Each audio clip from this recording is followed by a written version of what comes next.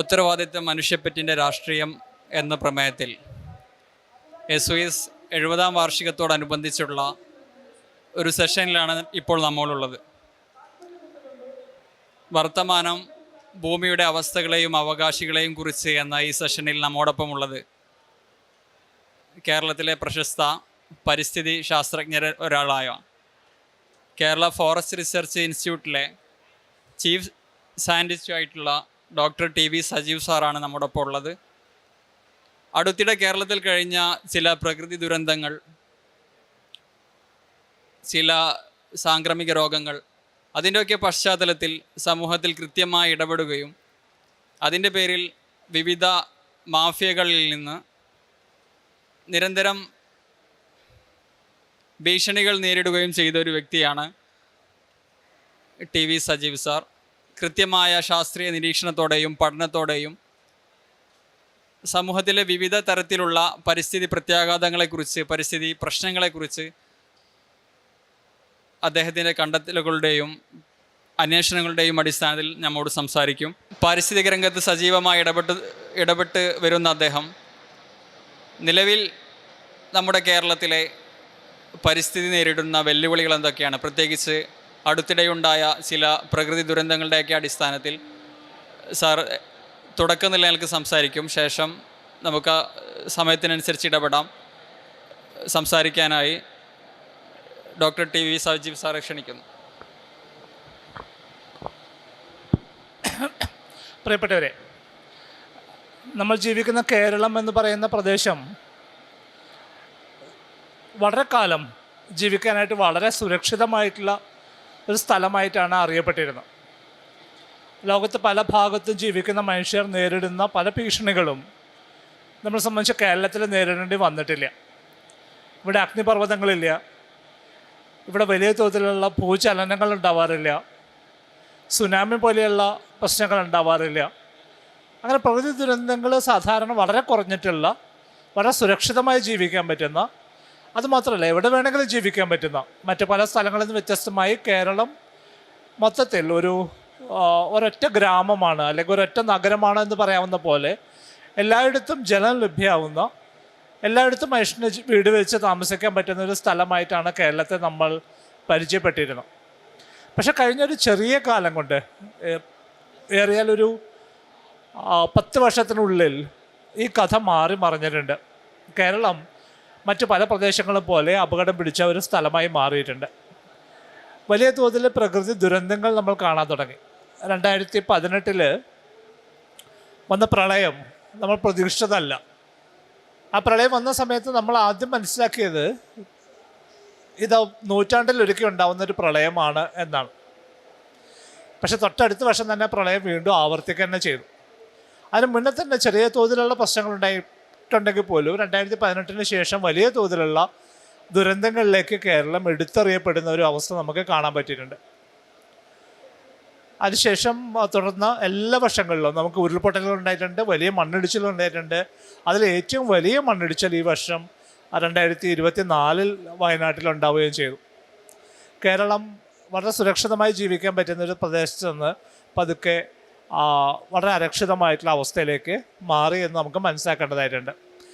എന്താണ് ഇതിൻ്റെ കാരണമെന്ന് വളരെ ലളിതമായി വളരെ ചെറിയ വാക്കുകൾ പറഞ്ഞിട്ട് നമുക്ക് ചർച്ചയിലേക്ക് കടക്കാം. ആദ്യം ശ്രദ്ധിക്കേണ്ട ഒരു കാര്യം, കുറേ വർഷങ്ങൾക്ക് മുന്നേ, ഏകദേശം ഒരു 200 വർഷങ്ങൾക്ക് മുന്നേ ഉള്ളൊരു കഥ എടുത്താൽ മനുഷ്യൻ പൂർണ്ണമായും ഉപയോഗിച്ചിരുന്ന ഊർജം എന്നുള്ളത് വിറകായിരുന്നു. മരം മുറിച്ച് വിറകാക്കി അതുപയോഗിച്ചിട്ടാണ് നമ്മൾ ഭക്ഷണം പാചകം ചെയ്യാനായിട്ട് ശ്രമിച്ചിരുന്നത്.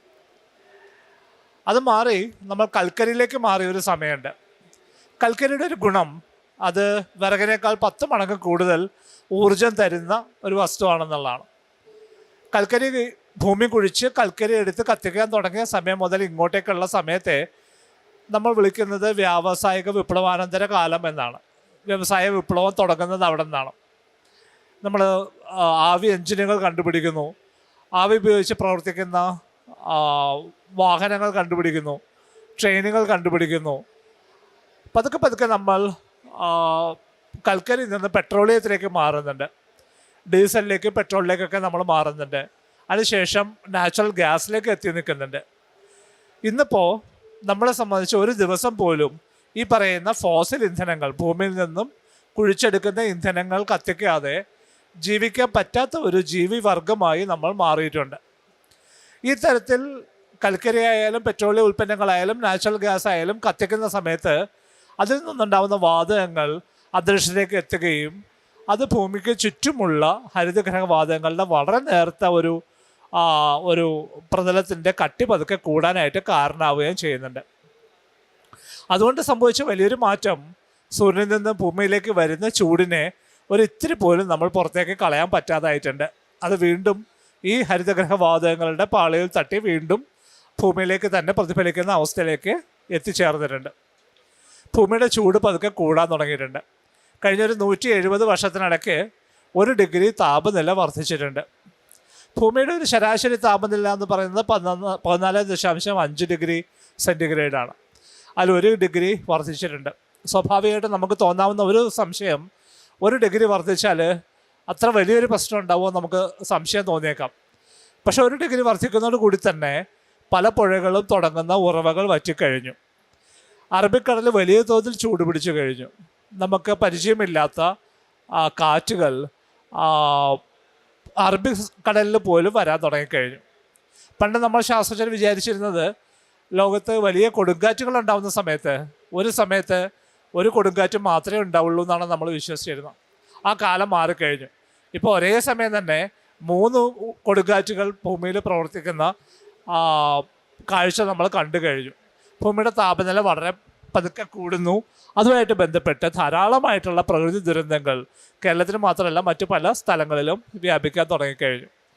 ഇതിനോട് ഉള്ള നമ്മുടെ പ്രതികരണം രൂപപ്പെട്ട് വരുന്നതിന് മുന്നേ 2-3 കാര്യങ്ങൾ പ്രധാനമായിട്ട് ശ്രദ്ധിക്കേണ്ട ആവശ്യമുണ്ട്. അതിലൊന്ന്, എന്താണ് ഈ താപനില വർദ്ധിക്കുന്നതുകൊണ്ടുണ്ടാകുന്ന ഏറ്റവും പ്രധാന പ്രശ്നങ്ങൾ എന്ന് പറഞ്ഞതിന് ശേഷം ഞാൻ മൈക്ക് കൈമാറാം.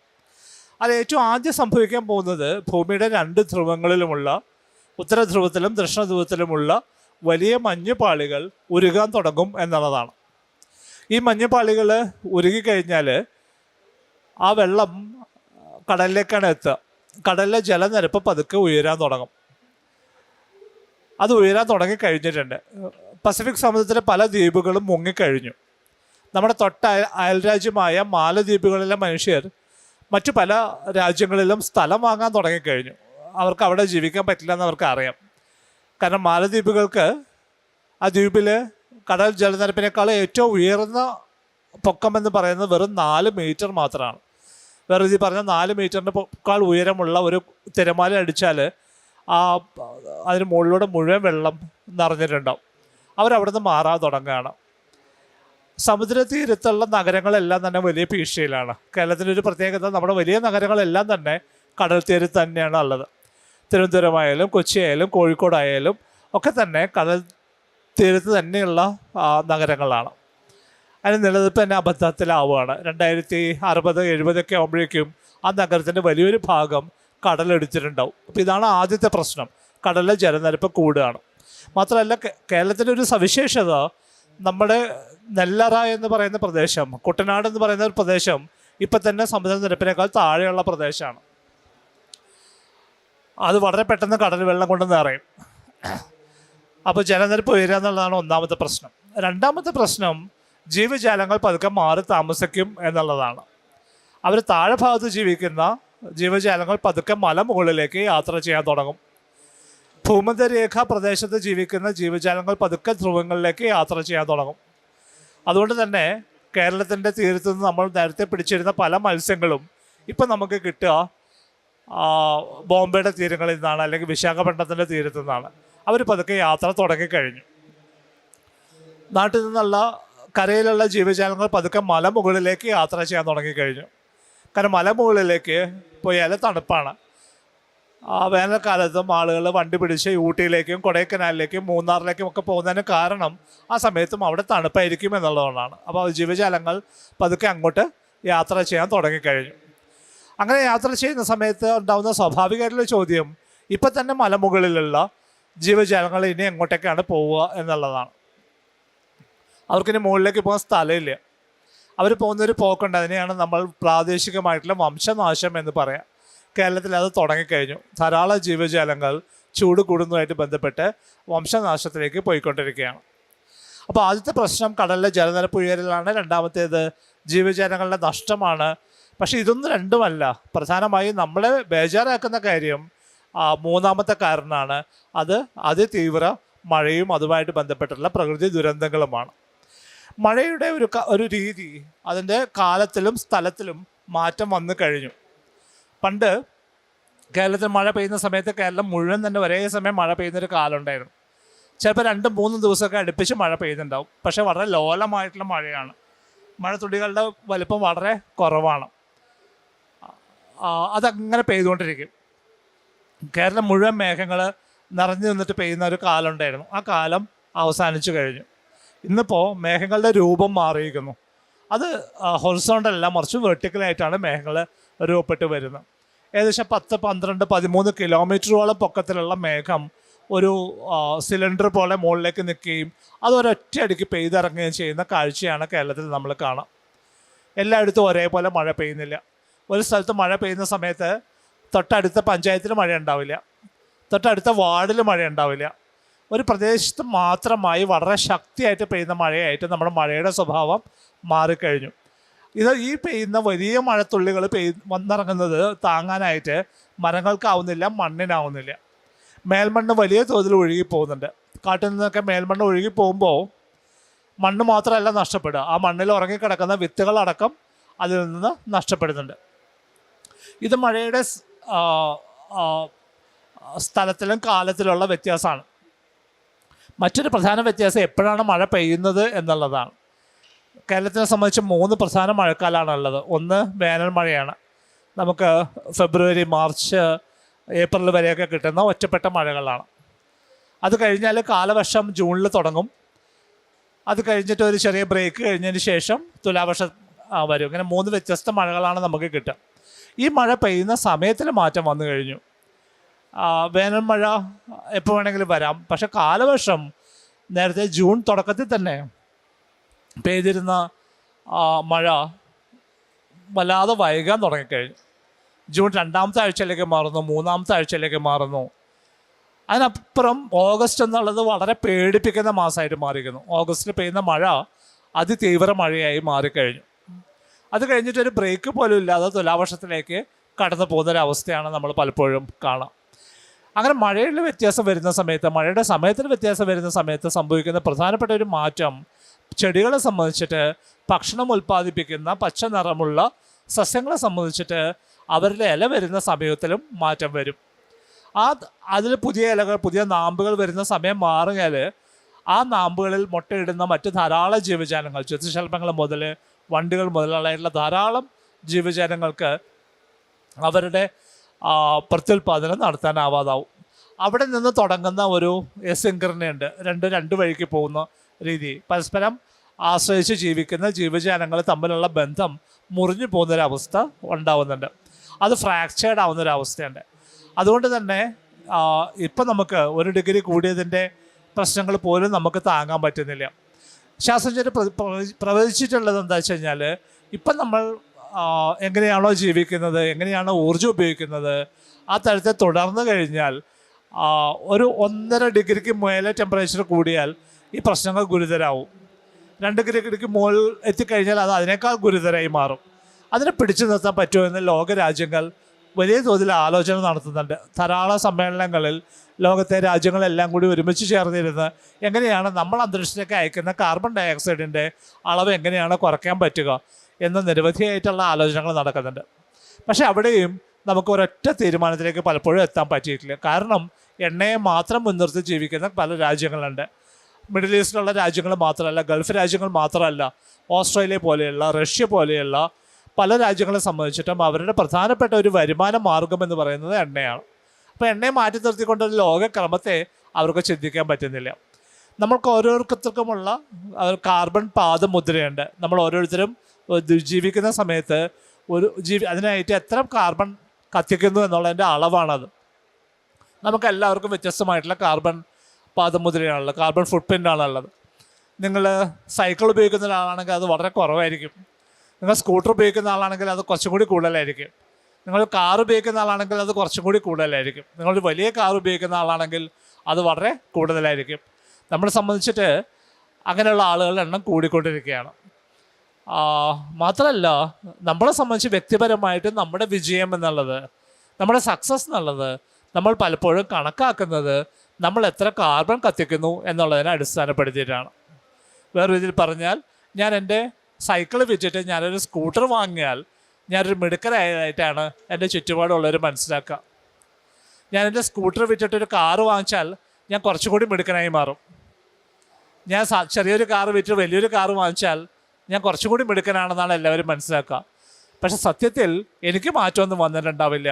ആകെ മാറ്റം വന്നത് ഞാൻ എത്ര കാർബൺ ഡയോക്സൈഡ് അന്തരീക്ഷത്തിലേക്ക് അയക്കുന്നു എന്നുള്ളതിൻ്റെ കാര്യത്തിൽ മാത്രമാണ്. വേറെ രീതിയിൽ പറഞ്ഞാൽ, നമ്മളെല്ലാവരും നമ്മുടെ വിജയത്തെ അടിസ്ഥാനപ്പെടുത്തുന്നത് നമ്മൾ എത്ര കാർബൺ കത്തിക്കുന്നു എന്നുള്ള നിലയ്ക്കാണ്. ഈ ധാരണയിൽ മാറ്റം വരുത്താതെ ഒരു മനുഷ്യൻ്റെ ജീവൻ്റെ നന്മ, അതിന് ഗുണം അളക്കുന്നത് കാർബൺ എത്രമാത്രം കത്തിക്കുന്നു എന്നുള്ള ആണെങ്കിൽ ഈ ഭൂമിയെ സംബന്ധിച്ചിട്ട് അധികം വൈകാതെ ഈ ഭൂമി നമുക്ക് ജീവിക്കാൻ പറ്റാത്തൊരു ഇടമായിട്ട് മാറുന്നുണ്ടാവും. അതുകൊണ്ടാണ് അതിന് വ്യത്യസ്തമായ ആലോചനകൾ ഉണ്ടാവേണ്ടതായിട്ടുള്ളത്. ഞാൻ ഇവിടെ നിർത്തുകയാണ്. ഇനി മറ്റു ചോദ്യങ്ങളുണ്ടെങ്കിൽ. ഗ്രീക്ക് സാഹിത്യത്തിലെ വളരെ പ്രശസ്തമായിട്ടുള്ള ഒരു എഴുത്തുകാരനാണ് നിക്കോസ് കാൻസാദ് എന്ന് പറഞ്ഞിട്ടുള്ള. അദ്ദേഹത്തിൻ്റെ സോർബ എന്ന് പറഞ്ഞിട്ടുള്ള വളരെ ഫേമസ് ആയിട്ടുള്ള ഒരു നോവലുണ്ട്.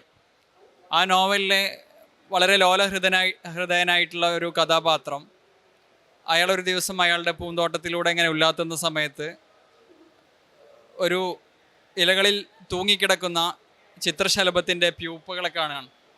അപ്പോൾ ഈ പ്യൂപ്പകളെ കാണുന്ന സമയത്തിന് ഈ വളരെ ഈ പ്യൂപ്പകളിൽ നിന്ന് അതിൻ്റെ പുറന്തോട് പൊളിച്ച് പുറത്തു വരുന്ന പ്രാണികളുടെ പരിശ്രമം കണ്ടിട്ട് ഈ ലോലഹൃദനായ കഥാപാത്രത്തിന് വളരെയധികം സങ്കടം ഉണ്ടാവുകയാണ്, ഒരു ആശങ്ക ഉണ്ടാവുകയാണ്. വളരെ പ്രയാസപ്പെട്ടിട്ടാണല്ലോ ഈ പ്രാണികൾ പുറത്തേക്ക് വരുന്നതെന്നുള്ള ചിന്ത അയാളുടെ ഉടലെടുക്കുന്നു. അയാളൊരു സഹായം എന്ന നിലയ്ക്ക് ഈ പുറന്തോട് പൊളിക്കാൻ പ്യൂപ്പയെ സഹായിക്കുന്നുണ്ട്. അങ്ങനെ പുറന്തോട് പൊളിച്ച്, ഇയാളുടെ സഹായത്താൽ പുറന്തോട് പൊളിച്ച് ഒരു ഭംഗിയുള്ള ചിത്രശലഭം പുറത്തേക്ക് വരുന്നു. അത് വരുന്ന സമയത്ത് അങ്ങനെ ഭംഗിയുള്ള ഒരു ചിത്രശലഭം പുറത്തേക്ക് വന്ന്, പക്ഷേ ഇയാൾ ഭയങ്കര സന്തോഷമായി, ഒരു നന്മ ചെയ്തു എന്നുള്ള രൂപത്തിൽ അയാൾ ഭയങ്കര സന്തോഷവാനാവുന്നു. പക്ഷെ ആ ഒരു ചിത്രശലഭം പാറാൻ ശ്രമിക്കുന്ന സമയത്ത് അതിന് പാറാൻ കഴിയുന്നില്ല. കാരണം ഇയാളുടെ ഈ പുറന്തോട് പൊളിക്കുക എന്നുള്ള ഇയാളുടെ പ്രവൃത്തിയിൽ ആ ചിത്രശലഭത്തിൻ്റെ ഒരു ചിറകിനൊരു ദ്വാരം വന്നു പോയിരുന്നു. അങ്ങനെ തൻ്റെ സമശീർഷരായ മറ്റു ശലഭങ്ങൾ ഉയരുന്നത് കണ്ട് ഈ ചിത്രശലഭം നിലത്ത് കിടന്ന് ചിറകടിച്ച് കളിക്കുകയാണ്. അപ്പം ഇത് പറയാൻ വന്ന കാരണം എന്ന് വെച്ചാൽ, പ്രകൃതിക്ക് അതിൻ്റേതായ ഒരു താളമുണ്ട് അല്ലേ? ഓരോ ജീവിവർഗം ഉടലെടുക്കുന്നതിനും ഓരോ മാറ്റങ്ങൾക്കും അതിൻ്റേതായ ഒരു താളം പ്രകൃതിക്കുണ്ട്. പക്ഷെ മനുഷ്യരുടെ പല പ്രവർത്തനങ്ങളും ആ താളത്തെ തെറ്റുന്നുണ്ട് അല്ലേ? ഇപ്പോൾ സാറുടെ ഒരു അന്വേഷണം ഞാൻ വായിച്ചിട്ടുണ്ട്. ഇടുക്കിയിൽ ക്യാൻസർ രോഗികളുടെ എണ്ണം കൂടുന്നത് സംബന്ധിച്ച്, ഇടുക്കിയോട് ചേർന്ന് കിടക്കുന്ന തമിഴ്നാടിൻ്റെ പ്രദേശത്തൊക്കെ ക്യാൻസർ രോഗികളുടെ എണ്ണം കൂടുന്നതിനെ സംബന്ധിച്ച് സാറുടെ ഒരു നിരീക്ഷണമുണ്ട്. അതിന് കാരണമായി പറയുന്നത്, ഏലത്തോട്ടങ്ങളിൽ മരുന്നടിക്കാൻ വരുന്നതിൻ്റെ ഒരു പ്രതിഫലം, ഒരു എഫക്റ്റ് എന്ന നിലയ്ക്ക് ശ്വാസകോശ സംബന്ധിയായിട്ടുള്ള രോഗങ്ങളും അതുപോലെ ക്യാൻസർ പോലുള്ള രോഗങ്ങളൊക്കെ ആ തൊഴിലാളികളിൽ ധാരാളം കാണുന്നു എന്നാണ്. നമുക്കൊക്കെ പലപ്പോഴും കേട്ടിട്ടുണ്ടാവും, പ്രശസ്ത അമേരിക്കൻ എഴുത്തുകാരിയായ റേച്ചൽ കേഴ്സൻ്റെ ദ സൈലന്റ് സ്പ്രിംഗ് എന്നുള്ള പുസ്തകത്തിൽ, ആ പുസ്തകത്തിൻ്റെ പ്രമേയം എന്ന് വെച്ചാൽ, ഒരു ദിവസം കിളികൾ ശബ്ദിക്കാതിരിക്കുന്നതിനെ കുറിച്ചിട്ടാണ് അത് പറയുന്നത്.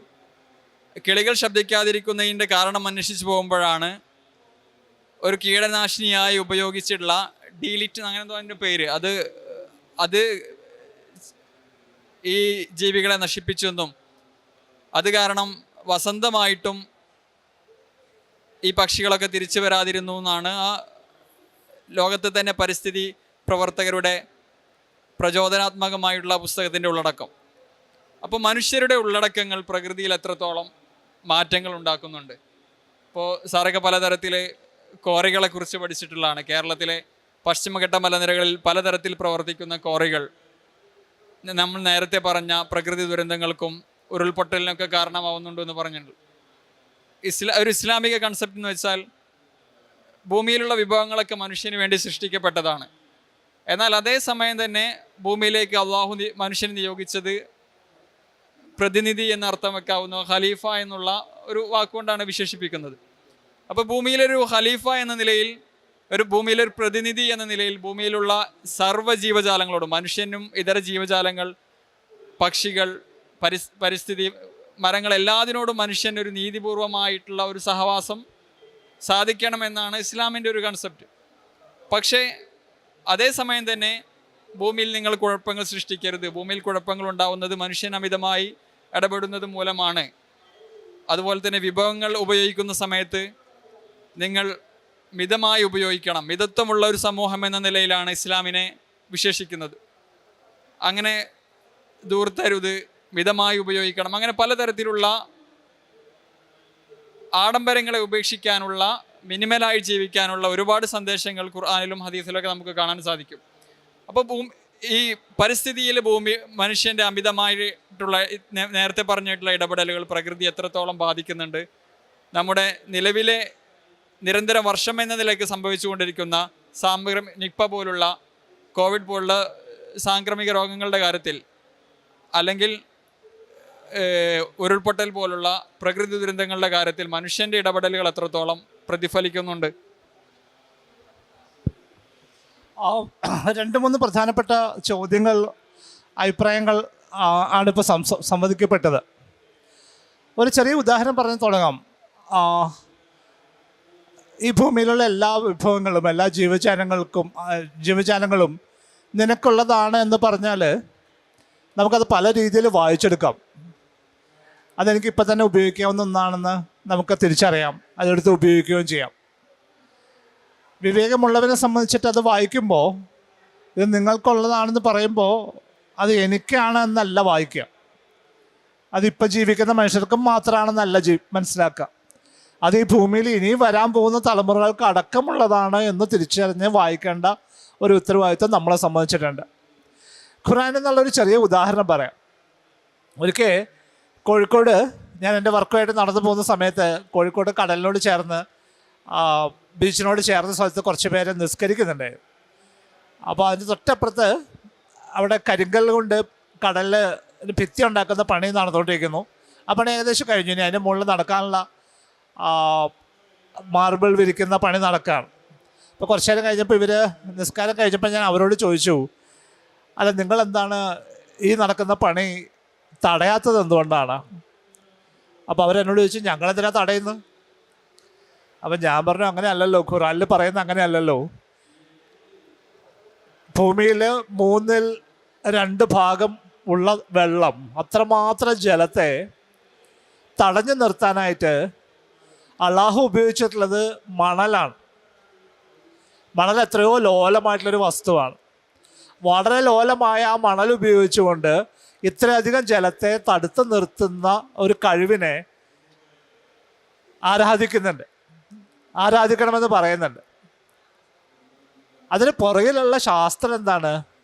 അതിന് പുറകിലുള്ള ശാസ്ത്രം എന്താ വെച്ചാൽ, വളരെ ശക്തിയായിട്ട് തിരമാല വന്ന് അടിക്കുന്ന സമയത്ത് മണലാവുമ്പോൾ മണലിന് ആ ശക്തി ഇങ്ങോട്ട് ഏറ്റുവാങ്ങാൻ പറ്റും, ആ മണലിനൊന്ന് തെന്നി മാറാൻ പറ്റും. അങ്ങനെ മാറുന്ന സമയത്ത് ആ ശക്തി അവിടെ കുറയുകയാണ്. ആ മണലിന് പകരം നമ്മളിപ്പോൾ ചെയ്യുന്ന പോലെ കരിങ്കല്ല് കൊണ്ട് അവിടെ കെട്ടിവെച്ച് കഴിഞ്ഞാൽ സംഭവിക്കുക എന്താ വെച്ചാൽ, ഓരോ പ്രാവശ്യം തിരമാല അടിക്കുമ്പോഴും ആ ശക്തി വർദ്ധിക്കുകയാണ് ചെയ്യുക. കുറച്ച് കഴിയുമ്പോൾ കല്ലുകളെല്ലാം അടർന്ന് വീഴും. ഇനി അതല്ലെങ്കിൽ പോലും കരയിൽ മഴ പെയ്യുന്ന സമയത്ത് ഈ കല്ലിൻ്റെ അടിയിലൂടെ വെള്ളം കടലിലേക്ക് പോയിക്കൊണ്ടേയിരിക്കും. നമ്മൾ അകത്ത് പോയിട്ട് വലിയ കുന്നുകൾ ഇടിച്ച് നിരപ്പാക്കി അവിടെയുള്ള പാറ പൊട്ടിച്ച് കൊണ്ടുവന്ന് കടലിൻ്റെ തീരത്ത് കടലിനെ പിടിച്ചു നിർത്താം, കടലിനെ തടഞ്ഞു നിർത്താം എന്നുള്ള വ്യാമോഹത്തോടു കൂടി ഈ പണി ചെയ്യുന്ന സമയത്ത് എൻ്റെ ഒരു സങ്കടം, ആളുകൾ ഈ വിശുദ്ധ ഗ്രന്ഥത്തെ വായിക്കേണ്ടതുപോലെ അല്ലല്ലോ വായിക്കുന്നത് എന്നുള്ളതാണ്. ഇത് ഓരോ പുതിയതായിട്ട് വരുന്ന സാഹചര്യത്തെയും വായിച്ചെടുക്കാനായിട്ട് സാധ്യമാവേണ്ടതായിട്ടുണ്ട്. 2 തരത്തിലുള്ള അപകടങ്ങളാണ് സംഭവിച്ചത്. ഒന്ന്, എവിടെ നിന്നാണോ നമ്മൾ കല്ലെടുക്കുന്നത് ആ മല നശിച്ചു. ഇനി അത് തിരിച്ചു കൊണ്ടുവന്ന് കടലിൽ തിരുത്തിടുന്ന സമയത്ത് അവിടുത്തെ ആവാസ വ്യവസ്ഥയും നശിച്ചു. ഒരു കുറച്ച് കഴിയുമ്പോൾ ഈ കല്ലെല്ലാം കടലിലേക്ക് പോവുകയും ചെയ്യും. ആ കല്ല് നമ്മൾ തിരിച്ചെടുക്കാറില്ല, നമ്മൾ വീണ്ടും പോയി അടുത്ത മല പൊട്ടിച്ച് വീണ്ടും ഈ പണി ചെയ്യുകയാണ്. കാരണം ഈ പണി ചെയ്യുക എന്നുള്ളത് വളരെ സാമ്പത്തികമായിട്ടുള്ള ഉപകാരപ്പെടുന്ന, ഒത്തിരി പേർക്ക് ഗുണകരമായിട്ടുള്ളൊരു പ്രവൃത്തിയാണ്. നിരന്തരമായിട്ട് ഈ മതിൽ പണിതുകൊണ്ടിരിക്കുക.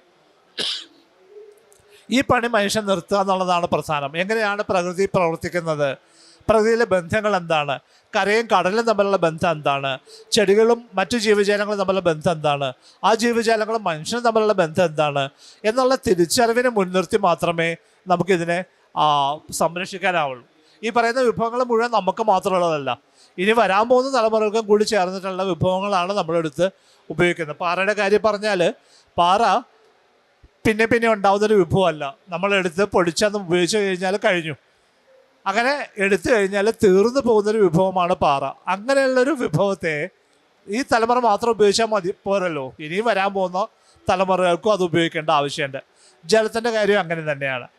പല സ്ഥലങ്ങളിലും നമുക്ക് ജലം മതിയാവുന്നില്ല. അതുകൊണ്ട് നമ്മൾ കിണറിന് പകരം നമ്മൾ കുഴൽക്കിണർ കുഴിക്കാൻ തുടങ്ങി. കുഴൽക്കിണർ പിന്നെയും ആഴം കൂട്ടിക്കൊണ്ട് താഴെ പോയിരുന്നു. ഭൂഗർഭ ജലം അടക്കം എടുത്ത് നമ്മൾ ഉപയോഗിക്കാൻ തുടങ്ങി. കുറച്ച് കഴിയുമ്പോൾ ഇത് രണ്ടാമത് ഫില്ല് ചെയ്യാൻ പറ്റാതായി. നമുക്ക് കുടിവെള്ളം കിട്ടാത്ത പല സ്ഥലങ്ങളും കേരളത്തിൽ വന്നു കഴിഞ്ഞു. ഒരുപക്ഷെ ഇന്ത്യയിൽ ഏറ്റവും കൂടുതൽ മഴ കിട്ടുന്നൊരു പ്രദേശമാണ് കേരളം.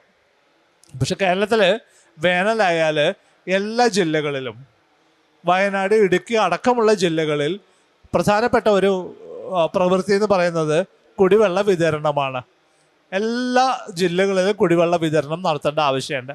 സ്വാഭാവികമായിട്ട് മണ്ണിലുള്ള ജലത്തിൻ്റെ നില താഴേക്ക് പോയിക്കൊണ്ടിരിക്കുന്നുണ്ട്. ഇത് നമ്മുടെ മുന്നിലുള്ള വിവരങ്ങളാണ്, ഇത് നമുക്ക് പിടിച്ചു നിർത്താൻ പറ്റുന്നതുമാണ്.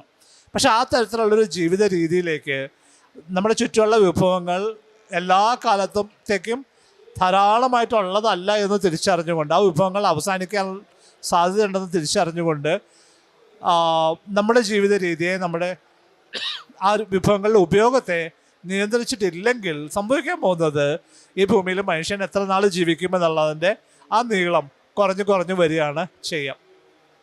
ഭൂമിയിൽ ധാരാളം മാറ്റങ്ങൾ വന്നിട്ടുണ്ട്. ഭൂമിയുടെ മൊത്തം ചരിത്രം എടുത്തു കഴിഞ്ഞാൽ ഭൂമി തണുത്ത് പറഞ്ഞു പോയിട്ടുള്ള സമയങ്ങളുണ്ടായിട്ടുണ്ട്. വലിയ ധൂമകേതുക്കൾ വന്ന് ഇടിച്ചിട്ട് പൊടിപടലങ്ങൾ പൊങ്ങി ധാരാളം ജീവജാലങ്ങൾ ഇല്ലാതായി പോയ സമയങ്ങളുണ്ടായിട്ടുണ്ട്.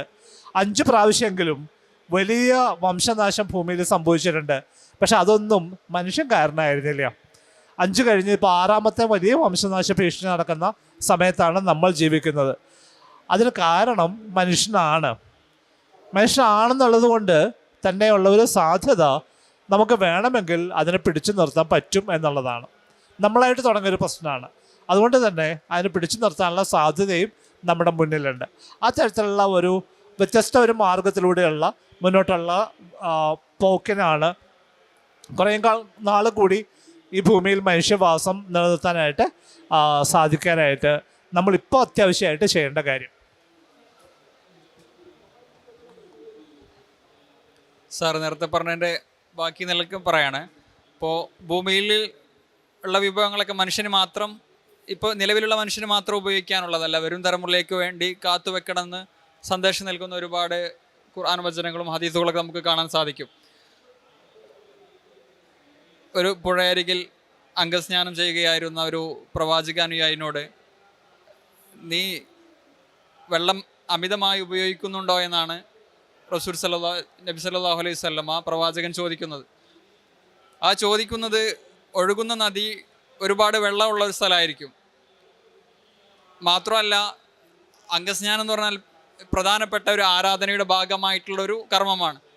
അത്തരം കർമ്മങ്ങൾക്ക് പോലും വളരെ സൂക്ഷിച്ച് വേണം, എത്ര ജലമുള്ള സ്ഥലമാണെങ്കിലും വളരെ സൂക്ഷിച്ച് വേണം എന്ന് പ്രവാചകൻ പറഞ്ഞത് വരുന്ന തലമുറയ്ക്ക് കൂടെ നാം വിഭവങ്ങളൊക്കെ കരുതി വെക്കണം എന്നുള്ള ഒരു ആശയത്തിലാണ്. ഈ അർത്ഥത്തിൽ നമ്മുടെ സമൂഹത്തിലെ ഏറ്റവും ചെറിയൊരു യൂണിറ്റ് എന്ന നിലയിൽ കുടുംബങ്ങളിൽ, നമ്മുടെയൊക്കെ വീടുകളിൽ പ്രകൃതി സംരക്ഷണത്തിന് വേണ്ടി നിലവിലുള്ള വിഭവങ്ങളുടെ വിനിയോഗത്തിൽ എത്രത്തോളം സൂക്ഷിച്ചുപയോഗിക്കാം എന്നതിനെക്കുറിച്ചും വരും തലമുറയ്ക്ക് നമുക്ക് എങ്ങനെയൊക്കെ കരുതി വെക്കാനാവും എന്നതിനെ കുറിച്ചുള്ള അഭിപ്രായങ്ങൾ പറഞ്ഞു തന്നായിരുന്നു. വീടിൻ്റെ നിർമ്മാണവുമായി ബന്ധപ്പെട്ടുള്ള ചോദ്യം അത് വളരെ പ്രധാനപ്പെട്ട ചോദ്യമാണ്. ഒരൊറ്റ ഉദാഹരണം പറഞ്ഞാൽ നിങ്ങൾക്കത് വളരെ പെട്ടെന്ന് മനസ്സിലാവും. റോഡിലൂടെ യാത്ര ചെയ്യുന്ന സമയത്ത് നിങ്ങൾ വീടുകളുടെ മതിലുകൾ നോക്കിയാൽ മാത്രം മതി. കേരളത്തിലുള്ള മതിലുകളൊന്ന് ശ്രദ്ധിച്ച് നോക്കുക. എത്രമാത്രം കല്ല് അതിനു വേണ്ടി ഉപയോഗിച്ചിട്ടുണ്ടാവും, എത്രമാത്രം സിമെൻ്റ് അതിനു വേണ്ടി ഉപയോഗിച്ചിട്ടുണ്ടാവും, എത്രമാത്രം മണൽ അതിനു വേണ്ടി ഉപയോഗിച്ചിട്ടുണ്ടാവും. അതെന്തിനു വേണ്ടിയിട്ടാണ് സത്യത്തിൽ? എന്താണ് അതുകൊണ്ടുള്ള ഗുണം? എന്താണ്? അതിനുവേണ്ടി എത്ര മലകൾ ഇല്ലാതാക്കിയിട്ടുണ്ടാവും, എത്ര പുഴകളിലെ മണൽ നമ്മൾ തീർത്തിട്ടുണ്ടാവും.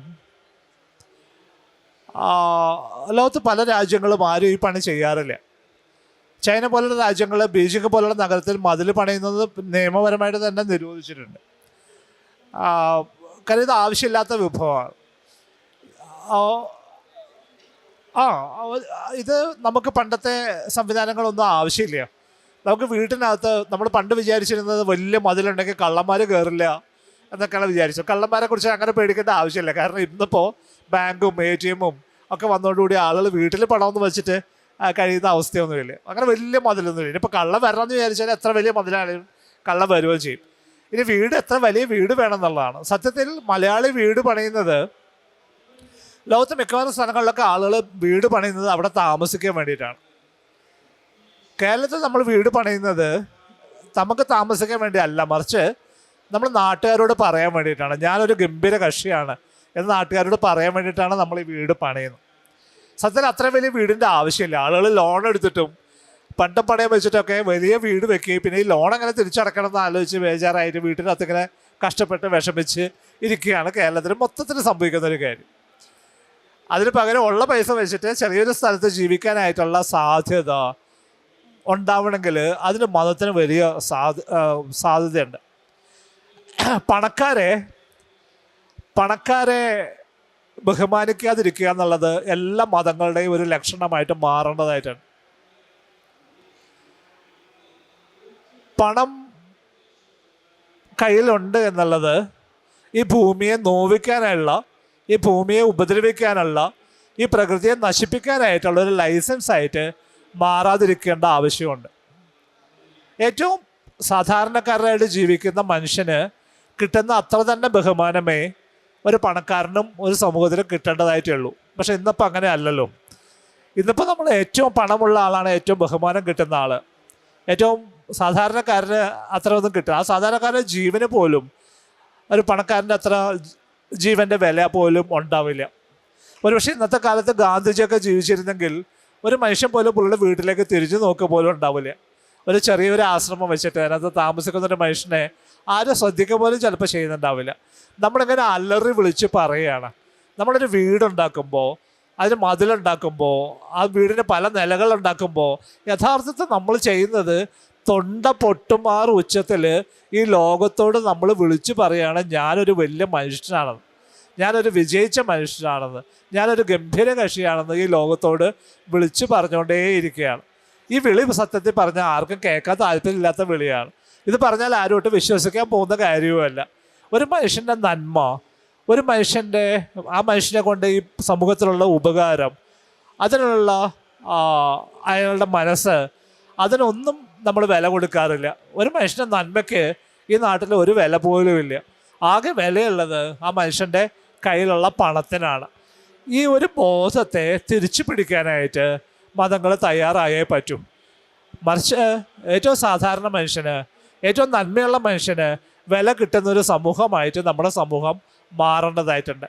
അതിനുള്ള അളവുകോലുകൾ നമ്മൾ കണ്ടുപിടിക്കേണ്ടതായിട്ടുണ്ട്. ഇന്ന് നമ്മുടെ കയ്യിലുള്ള ആകെയുള്ള അളവുകോല് എത്ര പൈസ കയ്യിലുണ്ടെന്നുള്ള അളവ് മാത്രമാണ്.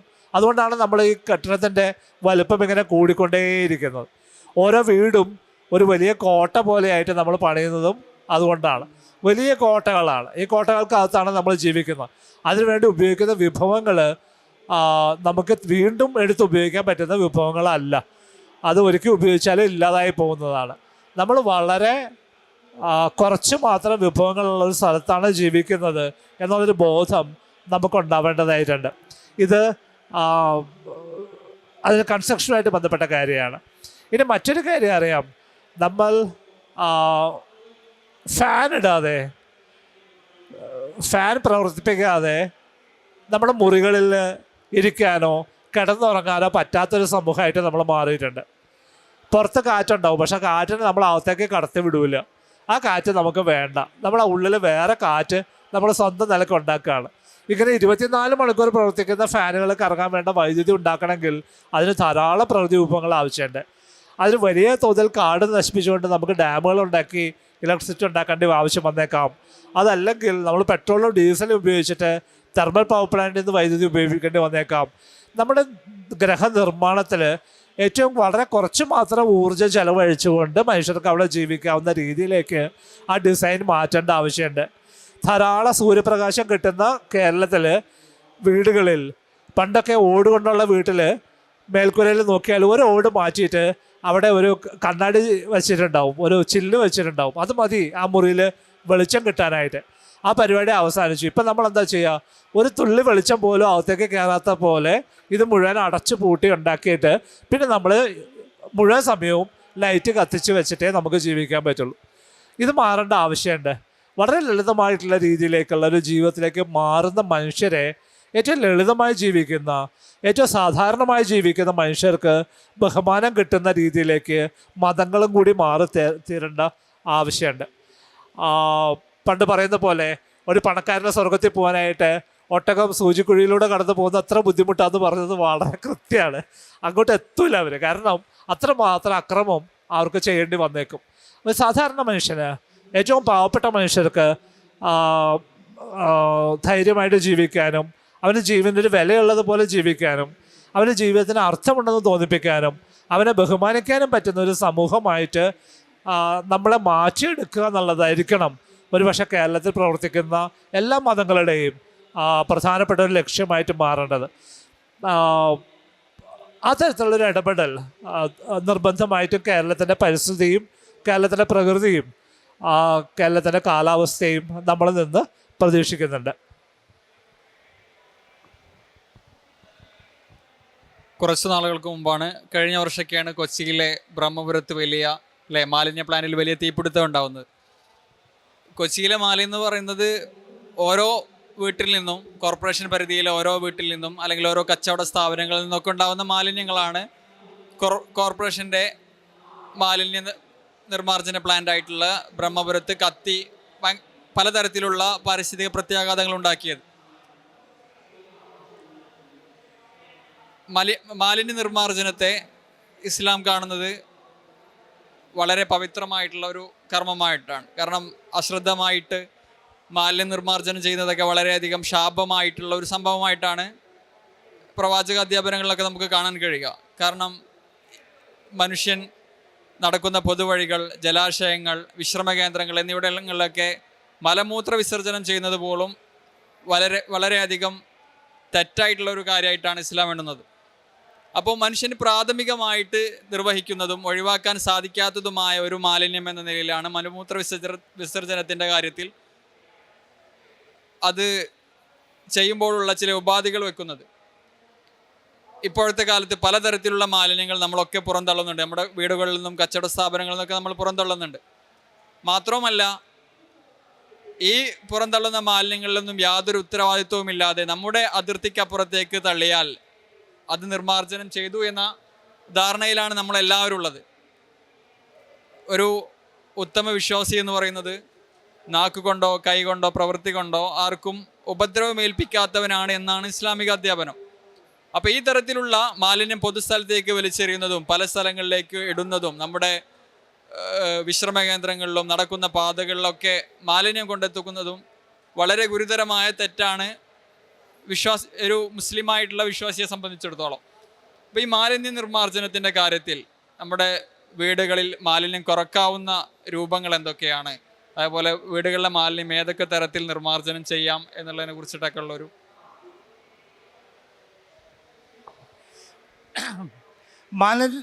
മാലിന്യം എന്ന് പറയുന്നൊരു പ്രശ്നത്തെക്കുറിച്ച് സംസാരിക്കാൻ തുടങ്ങുമ്പോൾ ഒരു കാര്യം വ്യക്തമാക്കി മുന്നോട്ട് പോകേണ്ട ആവശ്യമുണ്ട്. നിങ്ങൾ ഏത് മതത്തിൽപ്പെട്ട ആളായാലും നിങ്ങൾ ഇപ്പം ജീവിക്കുന്നത് ഒരു മുതലാളിത്ത വ്യവസ്ഥയ്ക്കകത്താണ്. നിങ്ങൾ മുസ്ലിം ആയാലും ഹിന്ദു ആയാലും ക്രിസ്ത്യനി ആയാലും മറ്റേത് മതക്കാരനായാലും ജീവിക്കുന്നത് ഒരു മുതലാളിത്ത വ്യവസ്ഥയിലാണ്. എന്താണ് മുതലാളിത്ത വ്യവസ്ഥയുടെ ലക്ഷണം എന്താണ്? അത് ഒരിക്കലും അതിൻ്റെ ആർത്തി അവസാനിപ്പിക്കാത്ത ഒരു വ്യവസ്ഥതയാണ്. അത് നിരന്തരമായിട്ട് ഇതിങ്ങനെ കൂട്ടിക്കൊണ്ടേയിരിക്കും. അതിൽ ആകെ ഒരൊറ്റ ലക്ഷ്യമുള്ളത് ലാഭം ഉണ്ടാക്കുക എന്നുള്ളത് മാത്രമാണ്. പ്രോഫിറ്റ് ഉണ്ടാക്കുക, ലാഭം ഉണ്ടാക്കുക. അപ്പം നിറയെ ലാഭം ഉണ്ടായിക്കൊണ്ടിരിക്കണം. പണ്ടൊക്കെ നിങ്ങളൊരു കച്ചവടം നടത്തുകയാണെങ്കിൽ ആ കച്ചവടത്തിൽ നിന്ന് നിങ്ങൾക്ക് ജീവിക്കാൻ ആവശ്യമായ ലാഭം കിട്ടുന്നുണ്ടെങ്കിൽ അത് നല്ലൊരു ബിസിനസ്സാണ്, നല്ലൊരു കച്ചവടമാണെന്ന് വിചാരിച്ചിരുന്നൊരു കാലം ഉണ്ടായിരുന്നു. ആ കാലം കഴിഞ്ഞു. ഇപ്പോൾ ബിസിനസ്സിനെ കുറിച്ച് പറയാമെന്ന് വെച്ചാൽ നിങ്ങൾ ഓരോ മാസവും നിങ്ങൾക്ക് കിട്ടുന്ന ലാഭം കൂട്ടിക്കൊണ്ടിരിക്കുന്ന മാത്രമേ അത് നല്ലൊരു ബിസിനസ് ആവുള്ളൂ എന്നുള്ളതാണ്. അത് നിങ്ങൾക്ക് ജീവിക്കാനായിട്ടുള്ള പൈസ മാത്രം ഉണ്ടാക്കിയാൽ പോരാ, അതൊരു മോശം ബിസിനസ്സാണെന്ന് പറയും. അതുകൊണ്ട് മറിച്ച് നിരന്തരമായിട്ട് ലാഭം കൂടിക്കൊണ്ടേയിരിക്കണം. അത് എവിടെയും നിർത്താൻ പറ്റില്ല, നിരന്തരമായിട്ട് കൂടിക്കൊണ്ടിരിക്കണം. അങ്ങനെയുള്ളൊരു വ്യവസ്ഥയാണ് നമ്മൾ മുതലാളിത്ത വ്യവസ്ഥ എന്ന് പറയാം. മുതലാളിത്ത വ്യവസ്ഥയെ സംബന്ധിച്ചിട്ട് അത് പ്രവർത്തിക്കുന്ന രീതി സാധാരണ വളരെ വ്യത്യസ്തമാണ്. അതെപ്പോഴും അപ്സ്കെയിലിംഗ് നടത്തിക്കൊണ്ടിരിക്കും, കൂടുതലാക്കിക്കൊണ്ടേയിരിക്കും. നിങ്ങളിപ്പോൾ ഏതെങ്കിലും ഒരു വസ്തു നിങ്ങൾ ഇന്ന് 5 എണ്ണം ഉണ്ടാക്കുന്നുണ്ടെങ്കിൽ നാളെ അത് 10 ആക്കണം, നാളെ മറ്റന്നാൾ 20 ആക്കണം. ഇങ്ങനെ കൂട്ടിക്കൊണ്ടിക്കൊണ്ട് പോയിക്കൊണ്ടിരിക്കുന്ന ഒരു സംവിധാനത്തെയാണ് നമ്മൾ മുതലാളിത്തം എന്ന് പറയാം. ആ തരത്തിലൊരു പ്രവൃത്തിയെ നമ്മൾ ധാരാളം ഉദാഹരണങ്ങൾ എനിക്ക് പറയാൻ പറ്റും. ഉദാഹരണങ്ങളിലൊക്കെ ഞാൻ കിടക്കുന്നത് ടോൾസ്റ്റോയുടെ പഴയൊരു കഥയുണ്ട്. ഒരാൾക്ക് എത്ര സ്ഥലം വേണമെന്ന് ചോദിക്കുന്ന ഒരു കഥയാണ്. അവൾ പറയുകയാണ്, നിങ്ങൾ പുറപ്പെട്ടോളൂ, നിങ്ങൾ നടക്കാൻ തുടങ്ങിക്കോളൂ. നിങ്ങൾ നടന്ന് അവസാനം തിരിച്ചു വരുമ്പോൾ എത്ര സ്ഥലമാണോ നിങ്ങൾക്ക് നടക്കുന്നത് തീർക്കാൻ പറ്റുന്നത് അത്രയും നിങ്ങൾ എടുത്തോളൂ എന്ന് പറഞ്ഞൊരു മനുഷ്യൻ നടക്കാൻ തുടങ്ങുകയാണ്. അയാൾ നടക്കാൻ തുടങ്ങിയപ്പോൾ അയാളുടെ ഓർമ്മയിൽ വരിക ഇത്തിരി കൂടി അങ്ങനെ നടന്ന് അയാൾ തിരിച്ചെത്താനായിട്ട് പറ്റുമെന്നുള്ള സംശയമായിരുന്ന അവസ്ഥയായി. തുടങ്ങിയ സ്ഥലത്ത് എത്തണമല്ലോ. അവിടുന്ന് പാഞ്ഞ് ഓടി എത്താനായിട്ട് സൂര്യൻ അസ്തമിക്കുന്നതിന് മുന്നേ തുടങ്ങിയ സ്ഥലത്ത് തിരിച്ചെത്താൻ വേണ്ടിയിട്ടുള്ള പെടാപ്പാടിനിടയ്ക്ക് ആ മനുഷ്യനെ ഓടി തളർന്ന് വീണ് മരിച്ചുപോയി. ഇതാണ് മുതലാളിത്തത്തിൻ്റെ രീതി. നമ്മളെ കൊന്നുകളയും, നമ്മളെ കൊണ്ട് ഇങ്ങനെ പ്രവൃത്തി ഏൽപ്പിച്ചുകൊണ്ടിരിക്കും, നമ്മൾ കൂടുതൽ എന്നുള്ള നിലയ്ക്ക് പ്രവൃത്തിയാക്കിക്കൊണ്ടിരിക്കും. ആ പ്രോസസ്സാണ് നടന്നുകൊണ്ടിരിക്കുന്നത്. അപ്പോൾ അതിനകത്ത് സ്വാഭാവികമായിട്ടുള്ള ഒരു ഔട്ട്പുട്ടാണ് പൊല്യൂഷൻ എന്നുള്ളത്, മലിനീകരണം എന്നുള്ളത്. അതുകൊണ്ട് തന്നെ നമ്മളെല്ലാ വസ്തുക്കളും പ്ലാസ്റ്റിക്കിനകത്ത് പൊതിഞ്ഞ് നമ്മൾ കൊണ്ടുവരും. അതിനുശേഷം നമ്മൾ പ്ലാസ്റ്റിക്കിനെ എന്ത് ചെയ്യണമെന്ന് ആലോചിച്ച് ബേജാറാവാൻ തുടങ്ങും. പണ്ട് കാലത്തൊക്കെ നമ്മുടെ മുത്തശ്ശിമാരൊക്കെ വീടുകളിൽ പഴയ ആളുകൾക്കൊക്കെ വളരെ ഇഷ്ടമുള്ളൊരു വസ്തുവായിരുന്നു പ്ലാസ്റ്റിക്. കാരണം അന്ന് ഉപയോഗിച്ചിരുന്ന മുറമായാലും പനമ്പായാലും പായായാലും ഒക്കെ ഒരു 2-3 വർഷം കഴിയുമ്പോൾ ദ്രവിച്ചു പോകും. പ്ലാസ്റ്റിക് വന്നപ്പോഴാണ് മനസ്സിലാവുന്നത് അങ്ങനെ ഒരിക്കലും ദ്രവിക്കാത്തൊരു വസ്തു വന്നു. അന്ന് മുത്തശ്ശിമാരൊക്കെ അത് വളരെ സൂക്ഷിച്ച് കഴുകി വൃത്തിയാക്കി എടുത്തു വെക്കുമായിരുന്നു. കാരണം പിന്നെ ഉപയോഗിക്കാം, ഇത് കേടായി പോവില്ലല്ലോ. പക്ഷെ പിന്നെയാണ് അതിൻ്റെ ആസുര സ്വഭാവം മനസ്സിലാവുന്നത്. ഇന്നിപ്പോൾ നമ്മൾ അന്തരീക്ഷത്തിലേക്ക് അയക്കുന്ന പ്ലാസ്റ്റിക്കുകൾ മുഴുവൻ തന്നെ ചെറിയ നാരുകളായിട്ട് നമ്മുടെ എല്ലാ സ്ഥലത്തേക്കും എത്തിപ്പെട്ടു. പുഴകളിലെല്ലാം മൈക്രോ പ്ലാസ്റ്റിക് എന്നാണ് അതിനെ വിളിക്കുക. നമ്മൾ കുടിക്കുന്ന വെള്ളത്തിനകത്ത് അതൊക്കെ മൈക്രോ പ്ലാസ്റ്റിക് എത്താൻ തുടങ്ങിക്കഴിഞ്ഞു. കടലിൽ നിന്ന് പിടിക്കുന്ന മീനായാലും പുഴയിൽ നിന്ന് പിടിക്കുന്ന മീനായാലും മുറിച്ച് നോക്കുന്ന സമയത്ത് അതിനകത്ത് നിറയെ മൈക്രോ പ്ലാസ്റ്റിക്കുകൾ കാണാൻ തുടങ്ങി. മലിനീകരണം എന്നുള്ളത് ഒരു ശീലമായിട്ട് മാറി. അത് ധാരാളമായിട്ട് അസുഖങ്ങൾ നിർമ്മിക്കുന്ന ഒരു പ്രക്രിയയായിട്ട് മാറി. അപ്പം മുതലാളിത്തം അതിനോട് എങ്ങനെയാണ് പ്രതികരിക്കുക? ഒരു ചെറിയ ഉദാഹരണം പറഞ്ഞാൽ നിങ്ങൾക്കത് പെട്ടെന്ന് മനസ്സിലാവും. പണ്ട് കാലത്ത് ചൈനയിലുണ്ടായിരുന്നൊരു സംവിധാനം ഉണ്ടായിരുന്നു. അവിടെ എങ്ങനെയാ വെച്ചാൽ ഓരോ ഗ്രാമത്തിലും സർക്കാർ ഒരു ഡോക്ടറെ ഏൽപ്പിച്ചിട്ടുണ്ടാവും. ആ ഡോക്ടർക്ക് ശമ്പളം കൊടുക്കേണ്ട ഉത്തരവാദിത്വം ആ ഗ്രാമത്തിൽ ജീവിക്കുന്ന മനുഷ്യർക്കാണ്. എല്ലാ വീട്ടുകാരും ഒരു പ്രത്യേക സംഖ്യ കൊടുക്കുക, അതാണ് ഡോക്ടറുടെ വരുമാനം. ഇനി ഡോക്ടർ ചെയ്യേണ്ടത് എന്താണ്? ഏതെങ്കിലും കുടുംബത്തിൽ ആർക്കെങ്കിലും അസുഖം വന്നാൽ അത് ചികിത്സിച്ച് ഭേദമാക്കേണ്ട ഉത്തരവാദിത്വം ഡോക്ടറുടെയാണ്. പക്ഷേ ആ അസുഖം ഭേദമാവുന്നത് വരെ ആ വീട്ടുകാർ പൈസ കൊടുക്കേണ്ട ആവശ്യമില്ല. അപ്പോൾ സംഭവിക്കുന്നത് വെച്ചാൽ ഈ ഡോക്ടർക്ക് ഏറ്റവും കൂടുതൽ പൈസ ഉണ്ടാവുന്നത് എല്ലാവരും ആരോഗ്യത്തോടുകൂടി ഇരിക്കുമ്പോഴാണ്. എല്ലാവരും ആരോഗ്യത്തോട് നിൽക്കുകയാണെങ്കിൽ എല്ലാവരും ഡോക്ടർക്കുള്ള പൈസ കൊടുത്തോണ്ടിരിക്കണം. എല്ലാവർക്കും അസുഖം വന്നാൽ ഡോക്ടറുടെ കാര്യം പ്രശ്നമാണ്, പൈസ ശമ്പളം ഇല്ലാത്ത അവസ്ഥയാവും. അങ്ങനെ കുറേ നാൾ നിന്നിരുന്നൊരു സിസ്റ്റം ഉണ്ടായിരുന്നു. ഇപ്പം നമ്മളൊന്ന് ആലോചിച്ച് നോക്കും, ഈ സിസ്റ്റം നേരെ തലകുത്തനെ ആയിട്ടുണ്ട്. നമ്മുടെ ഡോക്ടർമാരൊക്കെ സമ്പന്നരാകുന്നത് എപ്പോഴാണ്? നമുക്കൊക്കെ അസുഖം വരുമ്പോഴാണ്. കേരളത്തിൽ പണ്ട് നമ്മുടെ ചിക്കൻ ഗുനിയൊക്കെ വന്നൊരു കാലം ഉണ്ടായിരുന്നു. എല്ലാവരും പനി പിടിക്കുന്ന അവസ്ഥ, എല്ലാവരും ഹോസ്പിറ്റലിലേക്ക് ഓടുന്ന അവസ്ഥ. മിക്കവാറും കേരളത്തിലുള്ള ആസ്പത്രികളിലൊക്കെ ലോണൊക്കെ അടച്ചു തീർന്നത് ആ സമയത്താണ്. മിക്കവാറും പ്രശ്നങ്ങളൊക്കെ തീർന്നു, കാരണം ഇഷ്ടം പോലെ പൈസയാണ് കിട്ടി. ഇന്നിപ്പോൾ കോടിക്കണക്കിന് രൂപ മുടക്കിയിട്ട് ആശുപത്രികൾ ഉണ്ടാക്കുന്ന ഏതൊരാൾക്കും അറിയാം ഇനി അങ്ങോട്ടേക്ക് വരാൻ പോകുന്ന സമയത്ത് ആളുകൾക്ക് കൂടുതൽ കൂടുതൽ അസുഖം ഉണ്ടാകും എന്ന് തീരുമാനം എടുത്തിട്ട് തന്നെയാണ് ഈ പൈസ മുടക്കുന്നത്. അല്ലാതെ കേരളത്തിലുള്ള മനുഷ്യരെല്ലാവരും ആയുരാരോഗ്യത്തോടു കൂടി അസുഖങ്ങളൊന്നും ഇല്ലാതെ സന്തോഷമായിട്ട് ജീവിക്കണം എന്ന് ഇവിടെ ഒരു സർക്കാരിനോ ഇവിടുത്തെ മുതലാളിത്ത വ്യവസ്ഥയ്ക്കോ യാതൊരു താല്പര്യമില്ല.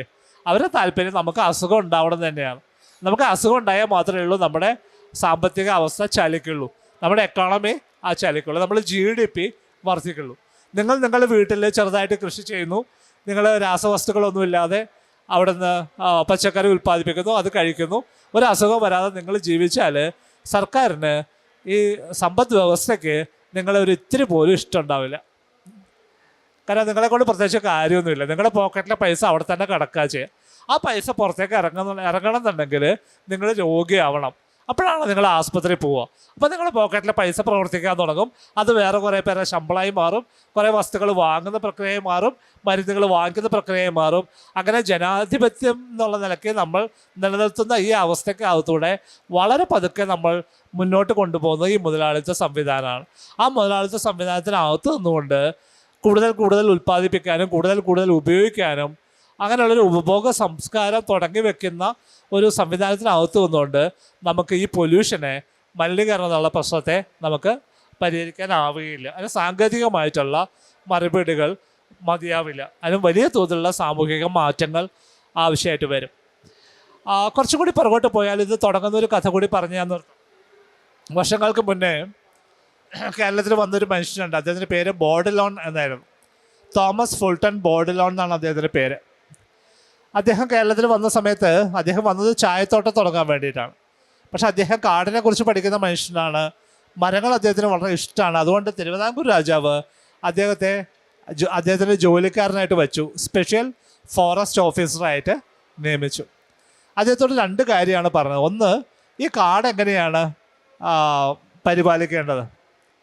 രണ്ടാമത്തെ കാര്യം, ഈ നാട് എങ്ങനെയാണ് പരിപാലിക്കേണ്ടത്. അതുമായിട്ട് ബന്ധപ്പെട്ടിട്ടുള്ള കാര്യങ്ങൾ പഠിക്കാനാണ് അദ്ദേഹത്തെ ഏൽപ്പിച്ചത്. അദ്ദേഹത്തിൻ്റെ റിപ്പോർട്ട് ഇപ്പോഴും നമുക്ക് വായിക്കാൻ പറ്റും, അത് ഗൂഗിളിൽ തന്നെ ഉണ്ട്. പക്ഷേ വായിച്ചാൽ രസകരമായിട്ടുള്ള റിപ്പോർട്ടുകളാണ്. അദ്ദേഹം കാടിനെ കുറിച്ച് പറഞ്ഞത് വളരെ രസകരമായിട്ടുള്ള കാര്യം, അദ്ദേഹം പറഞ്ഞു ഇവിടുത്തെ കാട്ടിൽ ആവശ്യമില്ലാത്ത കുറേ മരങ്ങൾ നിൽക്കുന്നുണ്ട്, നമുക്ക് ആ മരങ്ങളൊക്കെ ഒഴിവാക്കണം, എന്നിട്ട് ആവശ്യമുള്ള മരങ്ങൾ നട്ടുപിടിപ്പിക്കും. അപ്പോൾ ഏതാണ് ആവശ്യമുള്ള മരം? ആവശ്യമുള്ള മരം തേക്കാണ്. എന്തുകൊണ്ടാണ് തേക്ക് ആവശ്യമുള്ള മരമാവുന്നത്? കാരണം അന്ന് ബ്രിട്ടീഷുകാർക്ക് കപ്പൽ പണിയാനായിട്ട് ധാരാളം തടി ആവശ്യമുണ്ട്. അപ്പോൾ തേക്കിൻ്റെ ഗുണം എന്താ വെച്ചാൽ അത് കടൽ വെള്ളത്തിൽ കൊണ്ടിട്ടാൽ അത് ഓരോ ദിവസം കഴിയുമ്പോൾ നന്നായി വരും. അത് കേടാവുകയല്ല ചെയ്യുക, അത് കൂടുതൽ ഉഷാറായിട്ട് വരുന്ന തടിയാണ് ഉപ്പുവെള്ളത്തിലിട്ടാൽ. അപ്പോൾ തേക്ക് ധാരാളം വേണം. അപ്പോൾ തേക്കല്ലാതെ വേറെ ഒത്തിരി മരങ്ങൾ അവിടെ നിൽക്കുന്നുണ്ട്. അപ്പോൾ അതൊക്കെ വെട്ടി മാറ്റിയിട്ട് തേക്ക് നടണം. അത് മുഴുവൻ ഒരുമിച്ച് വെട്ടരുത്. അതിനുള്ള സംവിധാനങ്ങൾ ഓരോ ബ്ലോക്കായിട്ട് തിരിച്ച് അതിനുള്ള കൃത്യമായിട്ടുള്ള വഴികളൊക്കെ ബോർഡലോൺ പറഞ്ഞു. പക്ഷെ അതിനേക്കാൾ രസകരമായത് അദ്ദേഹം നാടിനെ കുറിച്ച് പറഞ്ഞ കാര്യമാണ്. അദ്ദേഹം പറഞ്ഞത് എങ്ങനെയാണ്? ഈ നാട്ടിൽ ജീവിക്കുന്ന മനുഷ്യർ പൊതുവെ മടിയന്മാരാണ്. ഇവരെ ഇത്രമാത്രം മടിയന്മാരാക്കിയത് അവരെ ചുറ്റുമുള്ള എല്ലാം കൊടുക്കുന്ന പ്രകൃതിയാണ്. ബൗണ്ടിഫുൾ നേച്ചർ എന്നുള്ള വാക്കാണ് അദ്ദേഹം ഉപയോഗിച്ചത്. എല്ലാം കൊടുക്കുന്ന പ്രകൃതി. അപ്പം ഇതെന്താണ് എല്ലാം കൊടുക്കുന്ന പ്രകൃതി? എല്ലാം കൊടുക്കുന്ന പ്രകൃതി എന്ന് പറഞ്ഞാൽ ഒരു പുരയിടുണ്ടാവും, അതിന് നടുക്കൊരു വീടുണ്ടാവും. ആ വീട്ടിലേക്ക് വേണ്ട ധാരാളം വസ്തുക്കൾ പുരയിടത്തിൽ നിന്ന് തന്നെ കിട്ടും. എല്ലാ ദിവസവും ഉപയോഗിക്കുന്ന തേങ്ങ കിട്ടും, മുളക് കിട്ടും, കറിവേപ്പില കിട്ടും, ഭക്ഷണത്തിനായിട്ട് പല പല വസ്തുക്കൾ, ചേന, ചേമ്പ്, കാച്ചിലൊക്കെ അപ്പുറപ്പുറമൊക്കെ ആയിട്ട് ഉണ്ടാവും. അതെടുത്താൽ അത് കഴിക്കാൻ പറ്റും. അപ്പോൾ അങ്ങനെ ദിവസവും കിട്ടുന്ന കാര്യങ്ങളുണ്ട്. ഇനി സീസണിൽ കിട്ടുന്ന വസ്തുക്കളുണ്ട്. മാവ് നിറയെ മാങ്ങ ഉണ്ടാവുന്ന സമയത്ത്, നിറയെ ചക്ക ഉണ്ടാവുന്ന സമയത്ത് അതൊക്കെ നമുക്ക് എടുത്ത് സൂക്ഷിച്ച് വെക്കാനും അത് അച്ചാറായിട്ടും അതുപോലെ വറുത്ത് വെച്ചിട്ടൊക്കെ നമ്മൾ കുറേ സമയത്തൊക്കെ ഉപയോഗിക്കാത്ത രീതിയിൽ അത് നമ്മൾ ഉപയോഗിക്കാറുണ്ട്. ഇനി വീട്ടിൽ ആർക്കെങ്കിലും അസുഖം വന്നാൽ തൊഴിലേക്ക് ഇറങ്ങിക്കഴിഞ്ഞാൽ മരുന്നുകളുണ്ടാവും. അവിടെ പ്രായമായിട്ടുള്ളവർക്ക് അറിയാം ഏത് അസുഖത്തിന് ഏത് മരുന്ന് കൊടുക്കണമെന്ന്. ആ മരുന്ന് എടുത്തു കഴിഞ്ഞാൽ ചെറിയ ചെറിയ അസുഖങ്ങളൊക്കെ നമുക്ക് അവിടെ മാറ്റാൻ പറ്റും. ഇനി എപ്പോഴെങ്കിലും നമുക്ക് വീട്ടിലില്ലാത്ത വസ്തുക്കൾ വാങ്ങണം എന്നുണ്ടെങ്കിൽ നമുക്ക് കുറച്ച് കുരുമുളക് ഉണ്ടാവും, അല്ലെങ്കിൽ ഇഞ്ചി ഉണ്ടാവും, അല്ലെങ്കിൽ മഞ്ഞളുണ്ടാവും. അതുമായിട്ട് ചന്തയിലേക്ക് പോയാൽ അത് കൊടുത്തിട്ട് പകരം നമുക്ക് മാംസം വാങ്ങാം, മത്സ്യം വാങ്ങാം, ഉപ്പ് വാങ്ങാം, പുകയില വാങ്ങാം, പഞ്ചസാര വാങ്ങാം. ഇത് അങ്ങോട്ട് ഒരു ബാർട്ടർ സിസ്റ്റമായിട്ട് നമ്മുടെ ഉള്ള വസ്തുക്കൾ കൊണ്ടുപോയി ചന്തയിൽ കൊടുത്താൽ അവിടെ നിന്ന് വസ്തുക്കൾ വാങ്ങാൻ പറ്റുന്ന ഒരു സംവിധാനം നിലനിന്നിരുന്നു. ഇനി എപ്പോഴെങ്കിലും കുറച്ച് അധികം പൈസ ആവശ്യമായിട്ട് വന്നാൽ, ഒരു വിവാഹം നടത്തേണ്ടി വന്നാൽ, വീടൊന്ന് വലുതാക്കേണ്ടി വന്നാൽ, അതിൽ വലിയ മരങ്ങൾ നിൽക്കുന്നുണ്ടാവും, ആഞ്ഞിലി നിൽക്കുന്നുണ്ടാവും, പ്ലാവ് നിൽക്കുന്നുണ്ടാവും, മാവ് നിൽക്കുന്നുണ്ടാവും, തേക്ക് നിൽക്കുന്നുണ്ടാവും. അതിൽ ഏതെങ്കിലും 1-2 മരം മുറിച്ചാൽ ആ കാര്യവും നടക്കും. അങ്ങനെ ഒരു കുടുംബത്തിൽ താമസിക്കുന്ന മനുഷ്യർക്ക് എല്ലാം കൊടുക്കുന്ന പ്രകൃതി, ആ പ്രകൃതിയാണ് ഈ മനുഷ്യരെ ഇത്രമാത്രം മടിയന്മാരാക്കിയത് എന്നാണ് ബോഡിലോൺ പറഞ്ഞത്. അതിനുള്ള പ്രതിവിധിയും പറഞ്ഞു പുള്ളി പറഞ്ഞ പ്രതിവിധി എന്താ വെച്ചാൽ, ഈ മനുഷ്യരെ ഉഷാറാക്കണമെങ്കിൽ, ഈ മനുഷ്യരെ എൻ്റർപ്രനേഴ്സാക്കി അവരെ മാറ്റണമെങ്കിൽ നമ്മൾ ആദ്യം ചെയ്യേണ്ടത് ഈ പ്രകൃതിയെ നശിപ്പിക്കുക എന്നുള്ളതാണ്. ഇത് ബോഡിലോൺ പറഞ്ഞിട്ട് ഏകദേശം 170 വർഷമായി. ഈ 170 വർഷത്തിനിടയ്ക്ക് നമ്മൾ ആ ചരിത്രം നോക്കിയാൽ നമ്മൾ ബോഡിലോൺ പറഞ്ഞ കാര്യം അങ്ങനെ തന്നെ അനുസരിച്ചിട്ടുണ്ട്. നമ്മളിത് നശിപ്പിച്ചിട്ടുണ്ട്. ഇന്ന് മലയാളി മടിയന്മാരാണെന്ന് ആരും പറയില്ല. ലോകത്തെ എല്ലാ രാജ്യങ്ങളിലും മലയാളം എത്തിക്കഴിഞ്ഞു. മലയാളം എത്താത്ത ഒരു രാജ്യം പോലും ലോകത്തില്ല. അത്രമാത്രം മിടുക്കരായിട്ടുള്ള ഒരു സമൂഹമായിട്ട് മലയാളി മാറിക്കഴിഞ്ഞിട്ടുണ്ട്. പക്ഷെ അതോടൊപ്പം തന്നെ പുറകിൽ ആ പ്രകൃതി ആ തരത്തിൽ തന്നെ തകർന്ന് അടിഞ്ഞിട്ടുമുണ്ട്. പുതിയ ധാരാളം അസുഖങ്ങൾ വരാൻ തുടങ്ങിയിട്ടുണ്ട്. കേരളത്തിന് മാത്രമായിട്ട് വരുന്ന അസുഖങ്ങൾ വന്നു തുടങ്ങിയിട്ടുണ്ട്.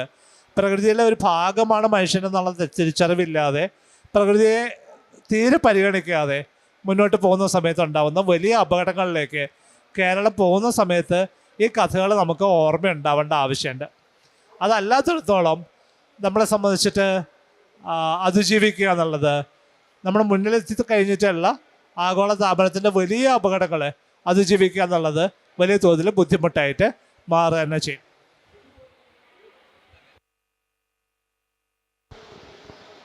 നമുക്ക് നിർത്താമെന്ന് തോന്നുന്നു.